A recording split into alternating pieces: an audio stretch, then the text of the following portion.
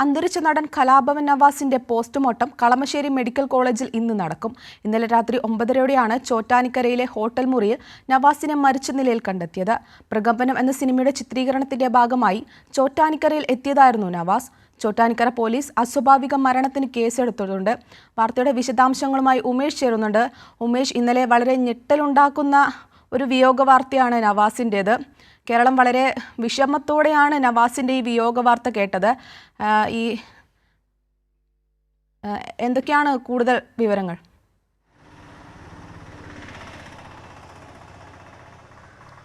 അക്ഷിത, ഇന്നലെ സൂചിപ്പിച്ചതുപോലെ തന്നെ വലിയ ഞെട്ടലുണ്ടാക്കിയ ഒരു വിയോഗ വാർത്തയായിരുന്നു കലാഭവൻ നവാസിൻ്റേത്.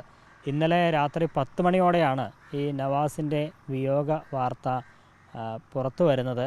ഇത് വന്നയുടൻ തന്നെ എല്ലാവർക്കും വലിയ ഞെട്ടലായിരുന്നു. പ്രത്യേകിച്ച് നവാസിൻ്റെ അടുത്ത സുഹൃത്തുക്കൾ, സിനിമാ മേഖലയിലുള്ളവരൊക്കെ ഏറെ ഞെട്ടലോടെയാണ് ഈ വാർത്ത കേട്ടത്. ഉടൻ തന്നെ ഈ വിവരം അറിഞ്ഞ ഉടൻ തന്നെ ഈ നവാസിനെ എത്തിച്ചിരുന്ന ടാറ്റ ആശുപത്രിയിലേക്ക് എല്ലാവരും ഇന്നലെ രാത്രി തന്നെ എത്തുകയുണ്ടായി. ചോറ്റാനിക്കരയിലെ ഒരു ഹോട്ടൽ റൂമിലാണ് നവാസിനെ അബോധാവസ്ഥയിൽ കണ്ടെത്തിയത്. അവിടുത്തെ ഹോട്ടലിലെ ജീവനക്കാരനാണ് ഇങ്ങനെ ബോധമില്ലാതെ കിടക്കുന്ന നിലയിൽ നവാസിനെ കണ്ടത്. ഉടൻ തന്നെ ടാറ്റ ആശുപത്രിയിലേക്ക് എത്തിച്ചെങ്കിലും മരിച്ചിരുന്നു. ഹൃദയാഘാതമായിരിക്കാം മരണകാരണം എന്നാണ് പ്രാഥമികമായ നിഗമനം. പക്ഷേ ഇങ്ങനെ ഇത്തരത്തിൽ മരിച്ച നിലയിൽ കണ്ടെത്തിയ സാഹചര്യത്തിൽ സ്വാഭാവികമായും പോലീസ് അസ്വാഭാവിക മരണത്തിന് കേസെടുത്തിട്ടുണ്ട്. ഇൻക്വസ്റ്റ്, പോസ്റ്റ്മോർട്ടം അടക്കമുള്ള നടപടികൾ ചെയ്യേണ്ടതുണ്ട്. ആ നടപടികളായിരിക്കും ഇന്ന് നടക്കുക. ഇന്നലെ രാത്രി തന്നെ മൃതദേഹം കളമശ്ശേരി മെഡിക്കൽ കോളേജിലേക്ക് മാറ്റിയിരുന്നു. അവിടെയായിരിക്കും ഈ പോസ്റ്റ്മോർട്ടം നടപടികളൊക്കെ ഉണ്ടാവുക. പോസ്റ്റ്മോർട്ടത്തിന് ശേഷം മൃതദേഹം ബന്ധുക്കൾക്ക് വിട്ടുകൊടുക്കും. അതിനുശേഷമായിരിക്കും ഈ പൊതുദർശനം അടക്കമുള്ള കാര്യങ്ങൾ, പൊതുദർശനം, സംസ്കാരം അടക്കമുള്ള കാര്യങ്ങളിൽ തീരുമാനമുണ്ടാവുക. അതിന് ശേഷമായിരിക്കും. ഏതായാലും വലിയ അപ്രതീക്ഷിത വിയോഗം എന്നുള്ളത് തന്നെയാണ് ഇന്നലെ ഈ നവാസിൻ്റെ മരണം സംബന്ധിച്ച മരണവാർത്ത കേട്ടവരൊക്കെ പ്രതികരിച്ചത്. അങ്ങനെ തന്നെയാണ്. 51 വയസ്സാണ് കലാഭവൻ നവാസിന് ഉണ്ടായിരുന്നത്. ഈ ചോറ്റാനിക്കരയിൽ തന്നെ ഒരു സിനിമാ ഷൂട്ടിങ്ങുമായി ബന്ധപ്പെട്ട് ഈ കഴിഞ്ഞ 25 മുതൽ നവാസ് ഇതേ ഹോട്ടൽ മുറിയിൽ താമസിച്ച് വരികയായിരുന്നു. ഇന്നലത്തോടെ ആ ഹോട്ടലിൽ നിന്ന് ചെക്കൗട്ട് ചെയ്യാനുള്ള തയ്യാറെടുപ്പിലായിരുന്നു എന്നാണ് മനസ്സിലാക്കുന്നത്. രാത്രി 8 മണിയോടെ ഷൂട്ടിംഗ് ലൊക്കേഷനിൽ നിന്ന് നവാസ് ഈ ചോറ്റാനിക്കരയിലുള്ള വൃന്ദാവൻ എന്ന ഹോട്ടലിലേക്ക് മടങ്ങിയെത്തി.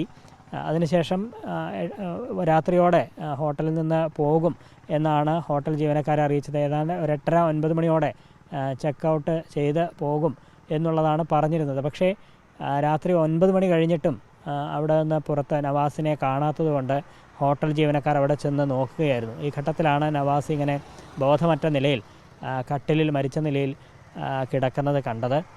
സമീപത്ത് തന്നെ ഈ സോപ്പ്, തോർത്ത് അടക്കമുള്ളവ ഈ കട്ടിലിൽ തന്നെ ഉണ്ടായിരുന്നു. അതായത്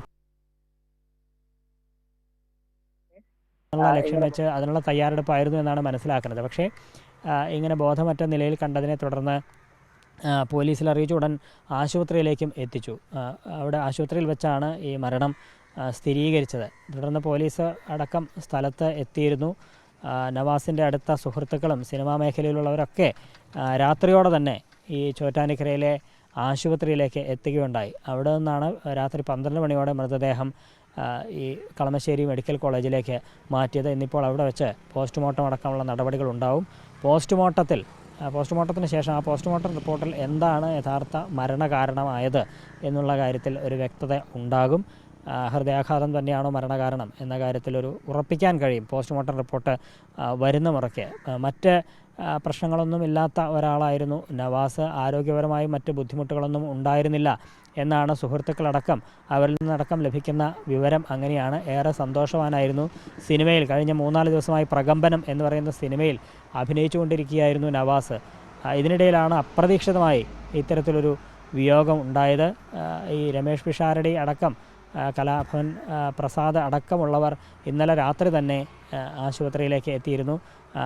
നവാസ് യഥാർത്ഥത്തിൽ വടക്കാഞ്ചേരി സ്വദേശിയാണെങ്കിലും, തൃശ്ശൂർ വടക്കാഞ്ചേരി സ്വദേശിയാണെങ്കിലും ഏറെ നാളായി ആലുവയിലാണ് നവാസ് താമസിക്കുന്നത്.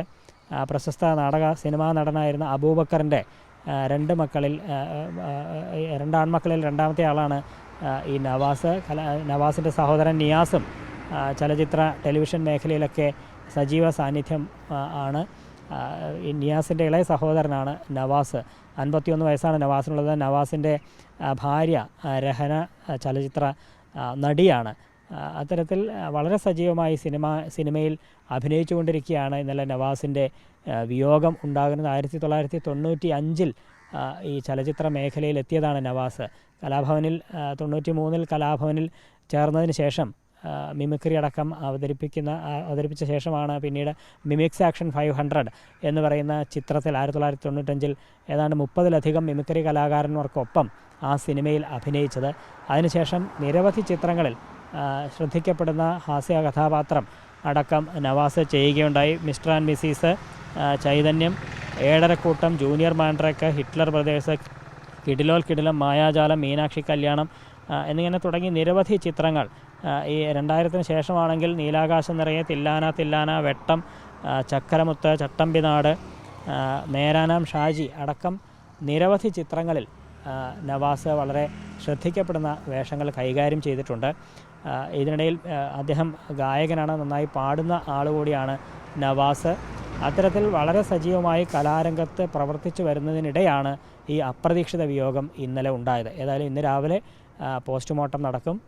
പോസ്റ്റ്മോർട്ടത്തിന് ശേഷം മൃതദേഹം ബന്ധുക്കൾക്ക് വിട്ടുകൊടുക്കും. തുടർന്നായിരിക്കും ഈ പൊതുദർശനം അടക്കമുള്ള കാര്യങ്ങളിൽ തീരുമാനമുണ്ടാവുക.